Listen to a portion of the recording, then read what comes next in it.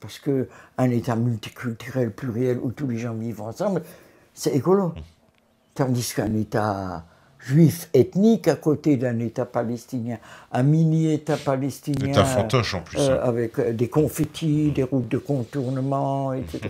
Un mur au milieu, et avec Israël qui a l'armement nucléaire, l'armement chimique et biologique, et les Palestiniens qui n'ont rien, qui n'ont absolument que des miettes. Et donc, moi, j'étais absolument contre tous ces deux États. Voilà. Alors, on me dit, Ginette peut-elle nous parler de la censure du net du temps de Kadhafi?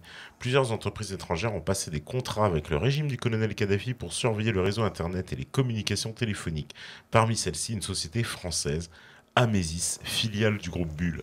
Oui, j'avais entendu parler de ça. Oui, mais j'ai pas... Il n'a pas développé Internet suffisamment aussi. Non, pas du tout. Hein. Il y avait, les gens, il paraît qu'ils étaient très peu connectés à Internet. Non, pas connectés du tout. Quand on dit que c'est une révolte Facebook comme en Tunisie, c'est pas vrai. C'est pas vrai, oui, voilà. C'est le contraire. Oui. Ils connaissaient pas du tout Facebook, ils n'avaient pas du tout...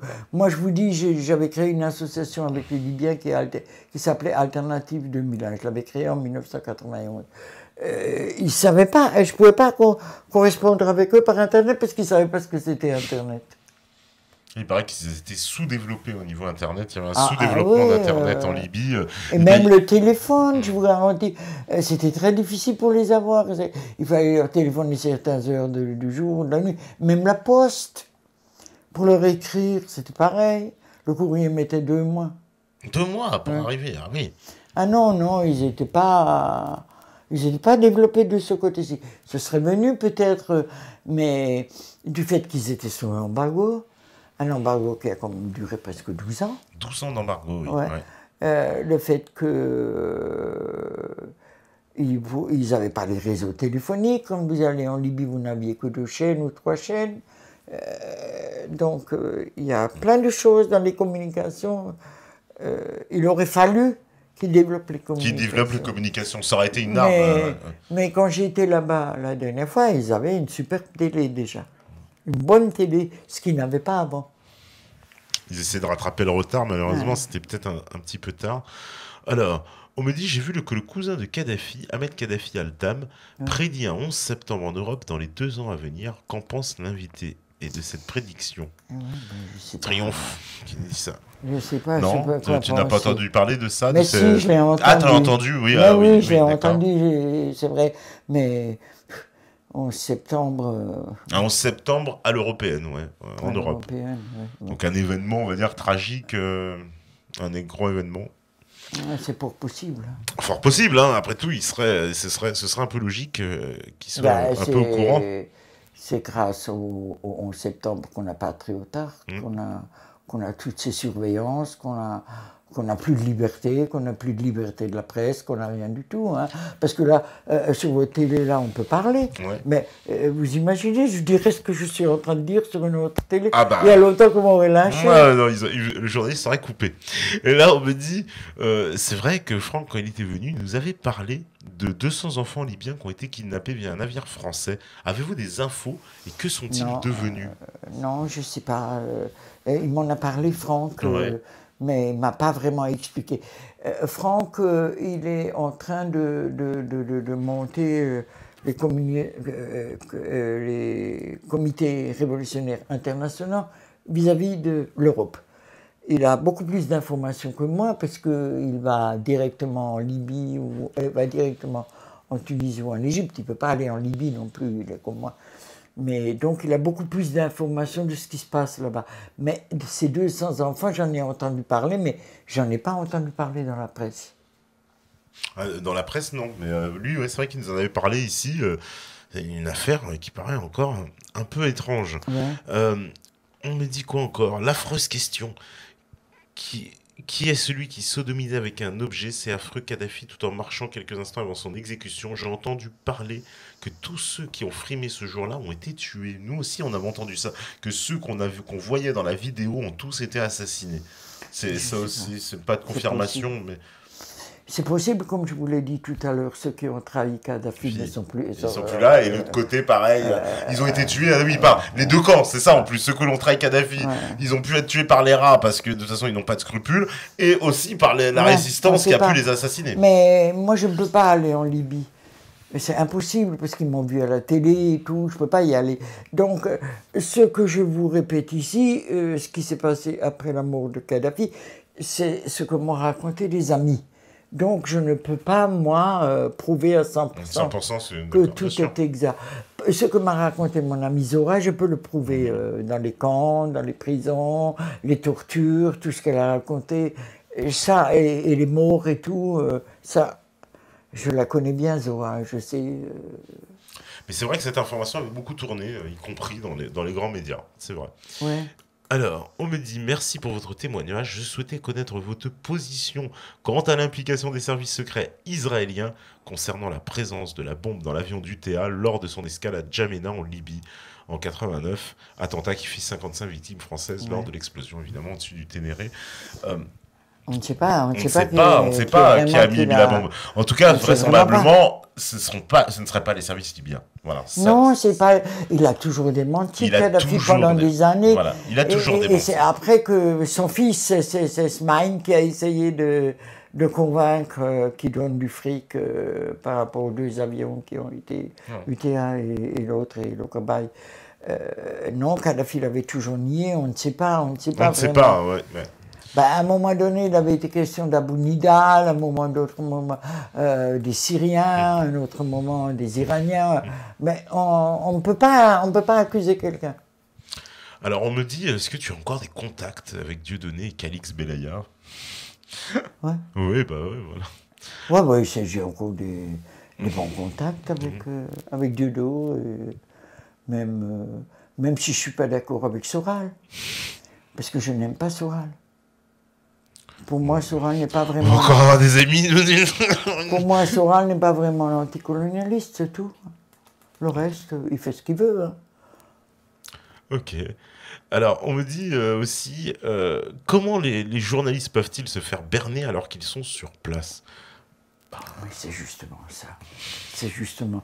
Ils étaient au grand hôtel Nixos à Tripoli. À Tripoli, oui. Et quand on était en mars 2011, quand on est arrivé, on devait faire une conférence de presse à cet hôtel avec Dudo. Et Zidane, le président de la commission d'enquête. Ouais. Et donc, on est rentré, ils étaient autour de la table, à l'hôtel, tous autour de la table, en train de bien manger, et de blablater, et puis téléphoner. Et j'ai posé des questions aux garçons, au maître d'hôtel. Ils ont dit, ils ne sont pas sortis de toute la journée, ils sortent jamais. Ils prennent tout par téléphone. Alors je me suis approché de la table, et j'ai dit, alors, elle est bonne la bouffe du dictateur? Petite provocation. Alors, ils m'ont insulté, et quand on a tenu la conférence de presse, c'est Dieudonné qui s'est fait insulter. C'est Dieudonné qui a tout pris. Non, mais c'est vrai qu'ils n'ont pas dû apprécier. Non, ils n'ont pas dû apprécier, ils n'ont pas apprécié du tout. Parce que il m'approchait même plus. On me dit, des déclarations de Ziad Takieddine lors de l'émission de France 2, On n'est pas couché, est-elle véridique? Car il a dit qu'il a joué un rôle, notamment sur la libération des infirmières et les contrats d'armement. Mais je sais qu'il était très lié aux Libyens, Ziad Takieddine. Et je l'ai rencontré, je le connais, je n'ai pas très confiance en lui, parce qu'il a été aussi mêlé à d'autres affaires, par exemple par rapport à Karachi. Oui. Et donc je me méfie de lui, mais c'est vrai qu'il était bien présent et qu'il est... Il connaît bien donc cette affaire libyenne. Il connaît bien l'affaire libyenne et apparemment il est intervenu dans la libération des... Dans la libération des infirmières. Donc ça doit être vrai. Il parle aussi de passe d'argent concernant l'élection de Sarkozy. Bah oui, il est au courant, lui. Il est au courant, ouais. Mais nous, on le savait, hein, cette histoire d'argent payé les élections de Kadhafi, parce qu'ils avaient un dossier qu'ils nous ont montré. Et Dieudonné et moi, on voulait l'emmener en France pour le développer en France. Ils ne nous l'ont pas donné. Ah, c'est dommage, c'était un peu explosif ça. Ouais. Ouais. Et il va sortir, il va sortir. Hein. Mediapart, ce qu'ils ont dit, c'est vrai. Hein. Ah oui, mais ce qu'a dit Mediapart est tout à fait vrai. Ah, tout à fait, à 100%. Hein. D'accord. On me dit, est-il possible de passer ces vacances en Libye hein, aujourd'hui? Non. Non, aujourd'hui on peut plus même On plus, peut plus aller, c'est le plus y aller, chaos. c'est le chaos total. Ils s'entretuent, c'est la folie. Alors que je me souviens, moi, 3 jours ou 4 jours après la prise de Tripoli, il y avait déjà des reportages sur France 2 pour nous dire on a réouvert l'aéroport, oh, bah, on croirait que c'était le retour à la normale absolue, quoi. Mais vraiment. Et pourtant, moi, ce que je savais sur les sites à machin, on me disait mais c'est une connerie, c'est une fausse image d'aéroport. L'aéroport, il paraît, il y avait encore des combats, quasiment un mois encore après, on se battait autour de l'aéroport, il y avait des explosions. Alors que si vous vouliez passer des vacances extraordinaires, vous pouvez y aller sous Kadhafi en Libye. En Libye. Parce que les plages n'étaient pas bétonnées, du sable blanc à perte de vue, une mer extraordinaire, parce que les Libyens ne se baignaient pas, ce sont des Bédouins. Moi, je me suis baigné, c'était magnifique. Il paraît que la mer est magnifique, c'est superbe. Ah, surtout à l'époque, les côtes libyennes sont magnifiques. Elles sont magnifiques. Maintenant, ils ont dû être détruites. Puis il y a cette magnifique ville où il y a les vestiges aussi. C'est Brata. C'est magnifique, la mer, elle est géniale. Moi, je me suis même baigné au mois de décembre dans la mer. Ils m'ont tous regardé, ils croyaient que j'étais une extraterrestre. Alors, oui, question importante. On me dit, où est passé le fonds souverain libyen de 500 milliards de dollars hein, whisky. Et il semble, alors qu'à la fin de la guerre, on a entendu, l'OTAN a présenté la facture à la Libye, et ça correspondait pile poil justement au montant du fonds souverain. Alors, on ne sait pas où est-ce qu'il est passé. Il est passé où tout cet argent? Parce que ça, c'est l'argent du peuple libyen, c'est le bras. Le peuple libyen. On sait que les fils de Kadhafi, les enfants de Kadhafi ont emmené des frites, mais est-ce qu'ils ont emmené tout? Mais est-ce que... Ils n'ont pas pu tout emmener, vraisemblablement, de toute façon. Il y a beaucoup de choses qui sont sous forme d'actifs, en plus, de participation. Aïcha, elle est partie avec une 60aine d'autres personnes en Algérie. La nuit, elle était enceinte, elle devait accoucher. Je ne pense pas qu'elle ait pu emmener beaucoup de fric. Mais, à mon avis, elle en avait du fric, sinon l'Algérie ne l'aurait pas accueilli comme ça. Elle en a ramené quand même un peu, mais visiblement, c'est vrai que ces 500 milliards du fonds libyen, on ne sait pas où ils sont. Et puis vu que c'est Et puis c'est de l'argent qui appartient au peuple. C'est de l'argent du peuple libyen. Alors c'est extraordinaire parce que après cette guerre en Libye, on entendait déjà les dirigeants dire la Libye, ils ont plus d'argent, il va falloir qu'ils s'endettent. Ah, sympa. Alors, on a tout entendu. D'ailleurs, voilà, on me pose la question, Frise dit quels étaient les liens entre Hugo Chavez et Muammar Kadhafi.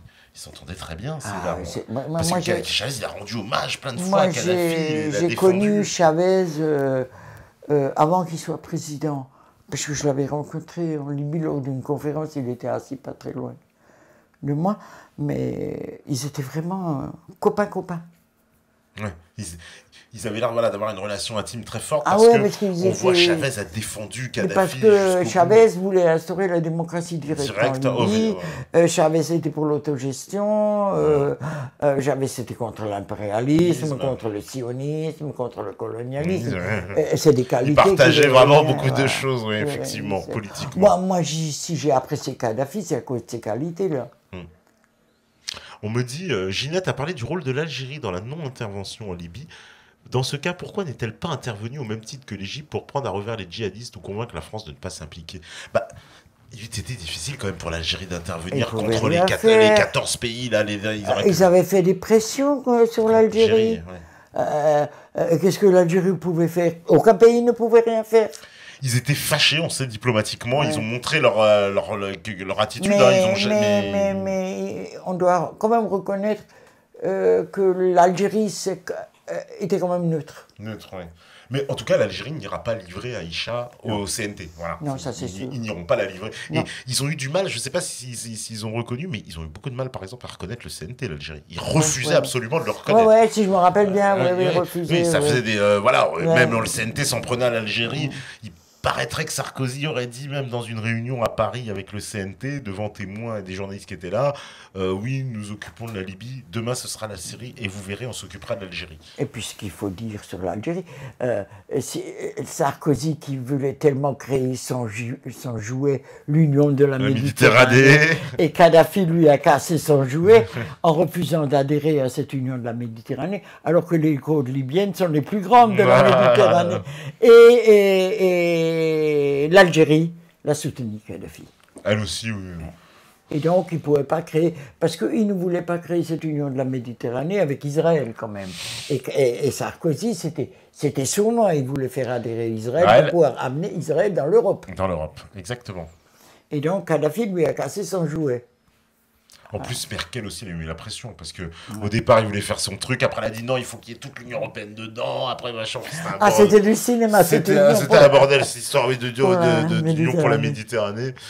Alors, on me dit, bonsoir Ginette, et te parle, qui a pris la décision et à quel moment la résolution de l'ONU du no-fly zone en Libye, etc. Voilà. Pourquoi ce silence médiatique assourdissant face à cette violation flagrante du droit international? C'est vrai qu'ils sont. Moi, ce que je m'étonne toujours, c'est de voir à quel point il y a une coordination médiatique et qu'il n'y a personne qui. Si, Roland Dumas et Vergès, voilà, des personnalités, on va dire, mais les médias. Moi, je l'ai dénoncé aussi, mais qui je suis, moi, je suis rien du tout par rapport à ces médias, hein, de toute façon. Ouais. Ils m'avaient déjà assassiné avant. Donc, Dieudonné l'a dénoncé sur scène. Il y a des gens qui l'ont dénoncé, mais on ne les écoute pas. Ouais. On ne nous a pas écouté, rien du tout. On s'est trouvé devant un mur. Un mur. On ne pouvait pas défendre, même pas tout simplement dire que cette guerre était injuste, que cette guerre était illégale, sans défendre Kadhafi. Même ça, ils n'ont pas laissé nous le dire. Le laisser dire. Voilà, parce que Kadhafi, il fallait le dire, c'est le dictateur, c'est quelqu'un d'horrible et il n'a même pas le droit de comparaître. On me dit pourquoi Kadhafi a soutenu Ben Ali, sachant que la plupart des Tunisiens le détestaient. Il a soutenu Ben Ali, Kadhafi, ouais. C'est vrai. Ouais. Moi, j'en voulais qu'il a soutenu Ben Ali parce qu'il s'est dit que il voyait déjà ce qu'était le printemps arabe. Oui, parce que finalement, la chute de Ben Ali, c'était nécessaire avant l'invasion de la Libye. D'ailleurs, parce que, en fait, ce printemps arabe, c'était une nouvelle colonisation du monde arabe qui avait été programmée aux États-Unis. Oui, le grand Moyen-Orient voulu par Bush depuis longtemps. Et ça, Kadhafi le savait. Parce que quand on a été là-bas, il y a le président du Congrès général qui nous avait expliqué que les États-Unis avaient lancé un programme où ils voulaient créer 27 petits États arabes pour que ce soit Israël qui domine le monde arabe. Et ça, Kadhafi le savait. Et donc, je pense qu'il voulait empêcher... Oui, il avait compris que Ben Ali était, je veux dire, au pire, le meilleur allié qu'il avait... Voilà, mais moi aussi, je me suis trompé sur la Tunisie, puisque j'étais vachement content que la Tunisie se libère. Quand j'ai vu ces manifestations à Bourguiba, devant le ministère de l'Intérieur, etc., parce que j'habitais pas très loin à l'époque, et j'étais contente. Mais quand j'ai vu que tout de suite après, ils ont montré Benghazi et Kadhafi, j'ai dit non, c'est faux. Kadhafi n'assassine jamais personne. C'est là que j'avais compris, c'est avec Kadhafi que j'avais compris. Mais je me suis laissé avoir. Je me suis moins laissé avoir sur l'Égypte. Oui. Mais après, c'était fini, je me suis plus laissé avoir. Oui, parce que la révolution tunisienne apparaissait très spontanée, hein, vu d'ici. Au début, en plus, on n'avait pas tellement de contre-informations. On les a vus arriver un petit peu au fur et à mesure quand il y a eu ces snipers qui se sont fait arrêter, israéliens, au plein milieu de la révolution. Bon, ça paraissait un peu bizarre, qu'est-ce qu'ils faisaient là, voilà. Mais sinon, on s'est un peu fait avoir. Mais je suis rentré après en contact avec les Tunisiens qui m'ont vraiment expliqué ce qui s'était passé. Sinon, j'aurais pas compris. Hein. On me dit, alors là, question, avez-vous rencontré Thierry Meyssan en Libye ? Qu'avez-vous pensé de sa forte implication jusqu'aux dernières heures de la Jamahiriya ? Oui, je l'ai rencontré, je connais bien Thierry. Hein. il s'est impliqué là-dedans, bien qu'au début, oui, il a expliqué, il s'en est toujours expliqué, qu'il a toujours dit qu'effectivement, il n'y croyait pas au début. C'est en allant sur place qu'il a fait, il a changé d'avis. J'ai eu une discussion avec lui. Ouais, parce qu'au début, il n'y croyait pas. Lui, il était un peu, il avait quelques préjugés, on va dire, sur Kadhafi. Il disait oui, il a expliqué. Mais j'apprécie surtout Thierry Messon, ce qu'il fait par rapport à la Syrie. À la Syrie, oui. Ouais. La Libye... il a quand même bien couvert le conflit en Libye. Mais il y avait surtout Julien qui avait bien Julien Tell. Et il y avait aussi Nazem Rouhaya. Julien Tell a fait un film sur la Libye qui est bien. Oui. Ouais. Nazem Rouhaya aussi. Ouais. Oui.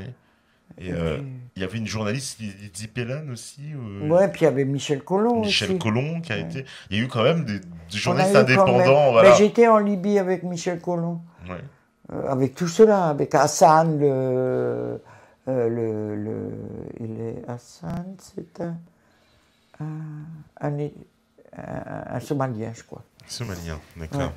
Ouais. Et d'autres gens avec qui on était, on n'était pas isolés. Si on était isolés dans ce sens qu'on n'arrive pas à tisser les liens. On me dit, quels sont les liens supposés ou avérés entre Kadhafi et l'attentat de Lockerbie? Justement, on a expliqué tout à l'heure, attentat complètement débunké, complètement... Kadhafi n'avait rien à voir là-dedans. Il faut lire le livre de Pierre Péan. Ouais. Il a bien expliqué. Il a bien expliqué. Si je peux vous donner un petit détail sur ce livre, c'est que, en tout cas, la personne qui avait au procès témoigné en disant que, puisque c'est un petit détecteur qu'on avait dit qu'on avait vendu à la Libye et qui a permis de les impliquer, en fait, cette personne étant à la retraite, une société suisse avait expliqué ensuite, une fois à la retraite, c'est absolument faux, la Libye n'a jamais acheté ce détecteur, c'est la CIA qui m'a dit de dire ça. Voilà. Ouais, c'est voilà, encore... Non, mais je vous conseille de lire le livre de Pierre Péan explique tout. C'est un bon investigateur, Pierre Péan. Excellent. Excellent par rapport à l'Afrique. On aimerait beaucoup l'avoir ici, Pierre Péan, un jour aussi. On aimerait bien. Ah, il faudrait. Hein. Ouais, on aimerait bien avoir Pierre Péan. On me dit... Kadhafi connaissait les eaux pleines de requins dans lesquelles il nageait. Pourquoi a-t-il voulu nager avec eux en rendant visite à Sarkozy? C'est vrai que cette visite à Sarkozy... Alors moi, regarde, tu vas me dire ce que t'en penses. Moi, comment j'analyse cette visite, j'estime que quand même, il y a une espèce d'humiliation pour Sarkozy. Ah bah oui. Il vient ici, le mec il plante sa tente, il se balade où il veut, il fait un congrès à l'Institut du monde arabe sur l'Union africaine. Non, à l'UNESCO, pardon. Il est accueilli par une foule en délire et qu'on dit mais qu'est-ce que c'est que ces gens en délire, ils sont contents d'accueillir Kadhafi. Il dit à tous les jeunes africains qui étaient dans la salle, si vous voulez quitter la France parce que vous ne le respectez pas, je vous ouvre les bras, vous venez en Libye. Ça, je l'ai entendu le dire. Donc, parce que Kémy Séba voulait y aller. En Libye, voilà. Non, mais vraiment, pour moi, cette affaire de Kadhafi à Paris, ça ressemble à une espèce d'opération de com où, quelque part, Kadhafi, je veux dire, quand il est sur le perron de l'Élysée, qu'il lève le bras, il aurait pu faire une connaisse, c'est la même chose. C'est pour leur dire. Mais non, il voulait. Je suis là, quoi. Je suis arrivé, j'ai gagné. Montrer que l'Afrique était capable d'humilier l'Europe. Voilà, c'est ça. Il voulait, parce qu'il est avant tout africain.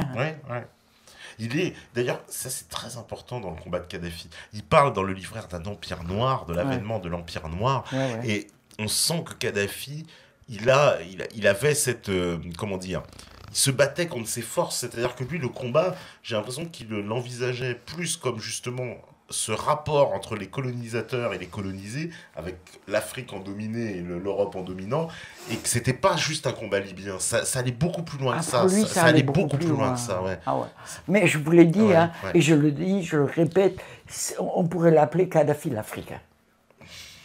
Il mériterait ce avant surnom, tout africain. Kadhafi l'Africain. Et moi, même avant d'être libyen, c'est ça que moi aussi, c'est ce que j'ai senti, c'est ce que je sens, c'est ce que je sens. Mais c'est ce que tout le monde ressent chez lui.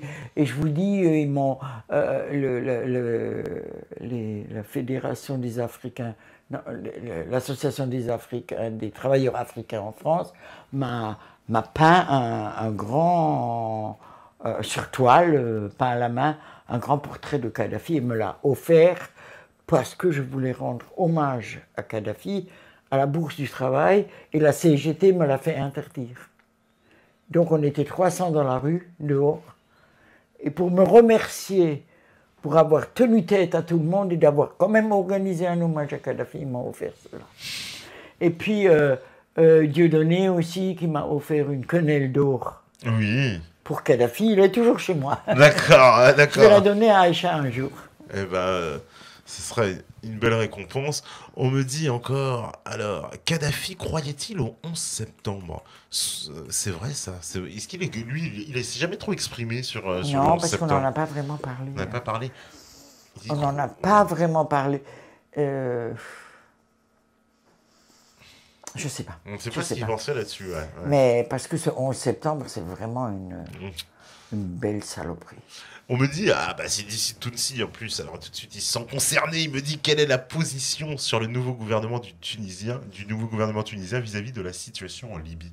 Ils font quoi là actuellement les Tunisiens? Mais rien Ah, du mon cher tout, Nicide, mais rien du ils tout. font- Mais qu'est-ce qui s'est passé? Les Tunisiens ont dû choisir entre la peste et le choléra. Parce que d'un côté, se débarrasser des nadas, Voilà, on va dire les anciens caciques là, du régime qui qui voulaient se... qui et de nada. l'autre côté à Narda. Moi, voilà, j'ai soutenu des nadas en France quand ils étaient exilés, quand ils étaient en prison, mais je ne savais pas qu'ils étaient autant dépendants du Qatar. Et donc, je me suis trompé, je le dis franchement. Et ce nouveau président qui a ramené tous les anciens de Ben Ali, c'est quoi ça? Mais ils ne disent rien. Bon, comme je l'ai dit tout à l'heure, Marzouki a dansé quand il a pris le mot de Kadhafi, et ce nouveau gouvernement en Libye, complètement soumis. complètement soumis à l'Occident, D'accord. à la France, à Il n'y aura l'Occident. pas grand-chose à attendre de Non, il n'y a ce rien à attendre. gouvernement. Je plains les pauvres Tunisiens. Je les plains. Alors, on me dit, entre le Maroc et la Libye, il y avait une discorde autour du Sahara. Pouvez-vous nous dire un mot en tant que Marocain? On a la version comme quoi Kadhafi soutenait le Polisario. Ouais.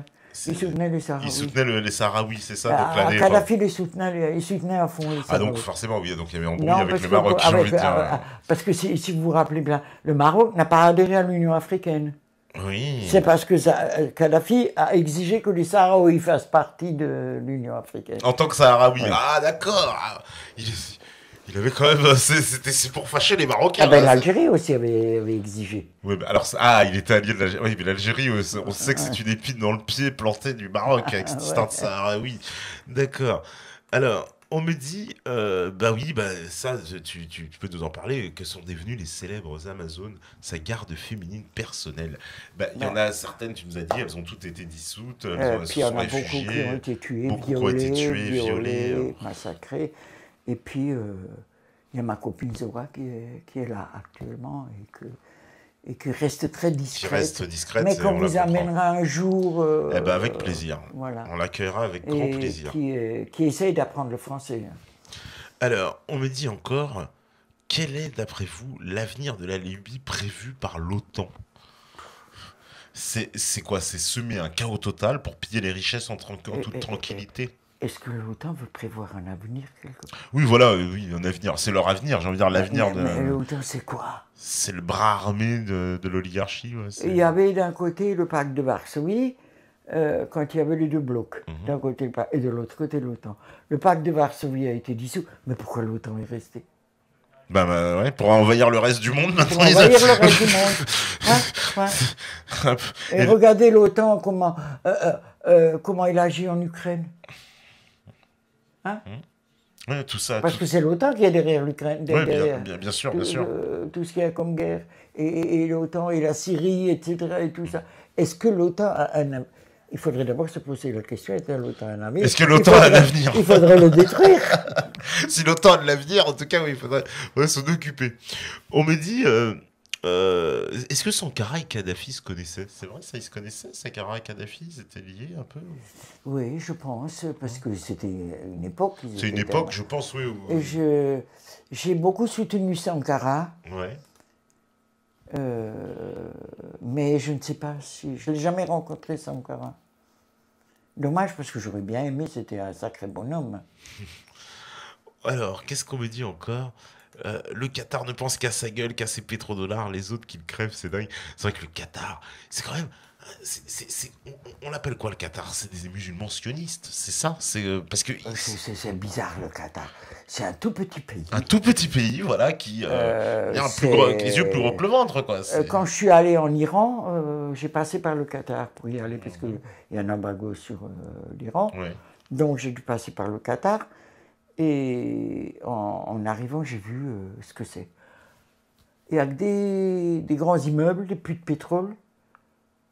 Et c'est tout. Il n'y a pas un chien dans les rues, rien. C'est un cauchemar, le Qatar, pour moi. Et maintenant, ils financent tout, ils nous achètent nos immeubles sur les Champs-Élysées, un peu partout. D'ailleurs, c'est la faute du gouvernement qui leur vend. Oh, ouais. Ils s'introduisent partout. Oui, on leur vend tout à prix réduit en plus. Et maintenant, on veut faire la Coupe du Monde de football au Qatar. Au Qatar. Qui n'a même pas de terre pour loger ses propres habitants.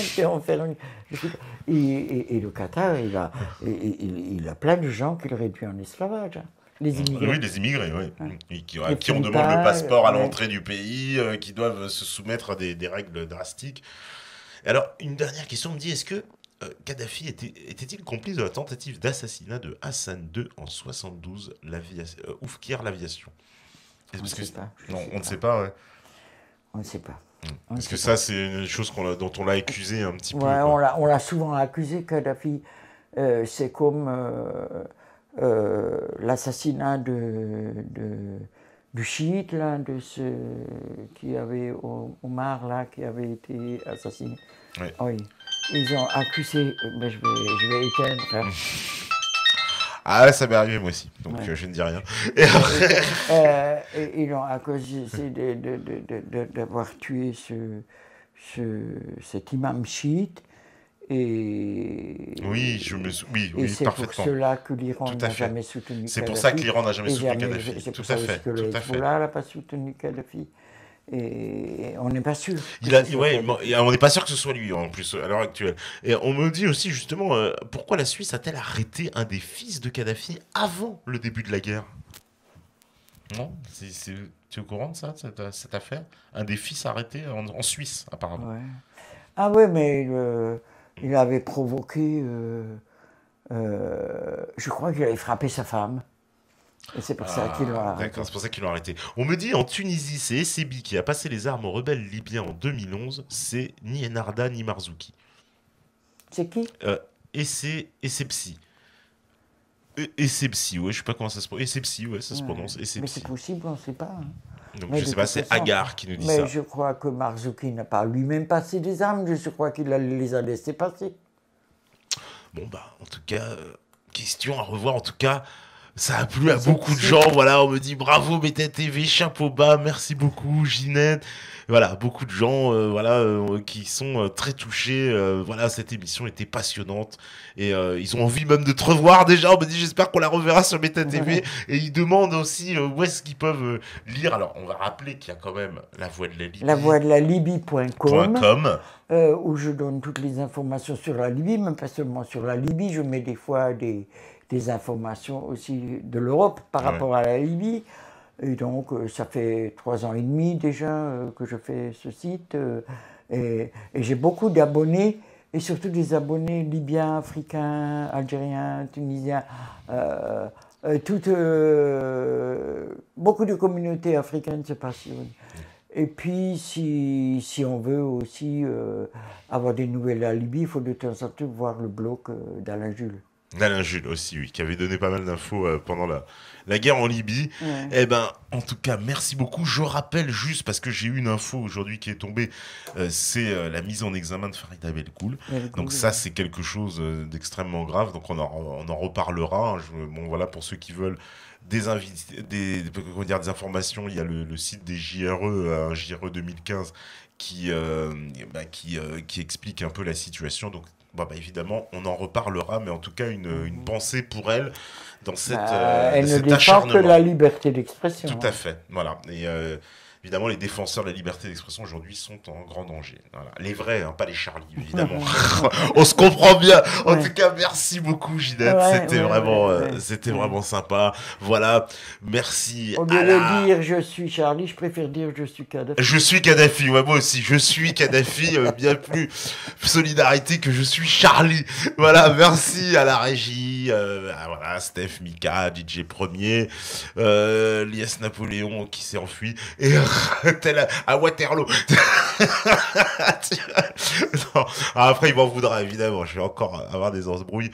Voilà. Et après, si je dis pas au revoir Méthanote, c'est la même chose. Spinoza, Piano Nadir, Antares, D'ici Tutsi, Mouchou, Braise, Ulbat, Foie de Gras, Agar, Koubi, Psychowak, Amjas, Hijack, Frisky, Gaspard, Corrosif, Sully, moi, D'ici Tunsi, Gâche Espoir, Glisseur Pro, l'ami du peuple, Télico, Freeze, Viriato. Voilà, tous ceux qui sont connectés, merci.